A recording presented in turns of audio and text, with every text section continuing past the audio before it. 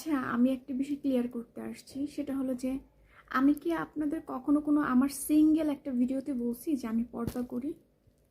হিজাব পরা মানেই কি পর্দা করা?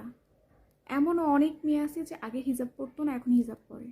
হয়তোবা তার চুলের সমস্যার কারণে, হয়তোবা তার বিভিন্ন ধরনের সমস্যার কারণে, হয়তোবা তার স্কিনের সমস্যার কারণে।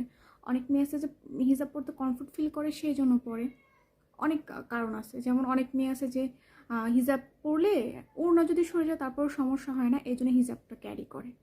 তাই বলে যে এটা না যে হিজাব পরলে পর্দা করা হলো। অনেক মানুষ আমাকে এসে ব্যঙ্গ করে কথা বলেন যে আপনি পর্দা করেন, আপনি কেন আসছেন? আমি কি কখনো আপনাদের বলছি আমি পর্দা করি? ঠিক আছে, মেয়েদের পর্দা করা ফরজ, সেটা আমি খুব ভালো করে জানি। পর্দাও যে ৩ ধরনের হয় সেটা কি জানেন? একটা হলো খাস পর্দা, একদমই চোখ পর্যন্ত দেখা যাবে না, মানে চোখের উপরও পর্দা পড়বে। আরেকটা হলো যে হাত ফেস দেখা যাবে, বডি পুরো ঢাকা থাকবে, বডির কোনো মানে অঙ্গভঙ্গি বোঝা যাবে না। সো পর্দাও যে কয়েক ধরনের সেটা আপনাদের জানা দরকার।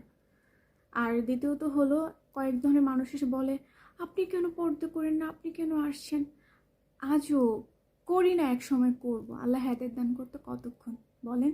এখন আপনি যদি উৎসাহ দিতে না পারেন, ব্যঙ্গ করে কখনো কাউকে বলবেন না আমি পর্দা করে, আমাকে ভালো লাগলে বলতে পারেন আপু পর্দা, আপনাকে হিজাবে ভালো লাগে, আপনি সবসময় হিজাবটাই ক্যারি করেন, বা আপু আপনাকে হিজাবে ভালো লাগে না, আপনি হিজাবটা ক্যারি করেন, এরকমটা বলতে পারেন। কিন্তু আপনি ব্যঙ্গ করে কথা বলেন, এটা তো মানুষের মনে কষ্ট দিতেছে, এটা তো কখনোই ঠিক না।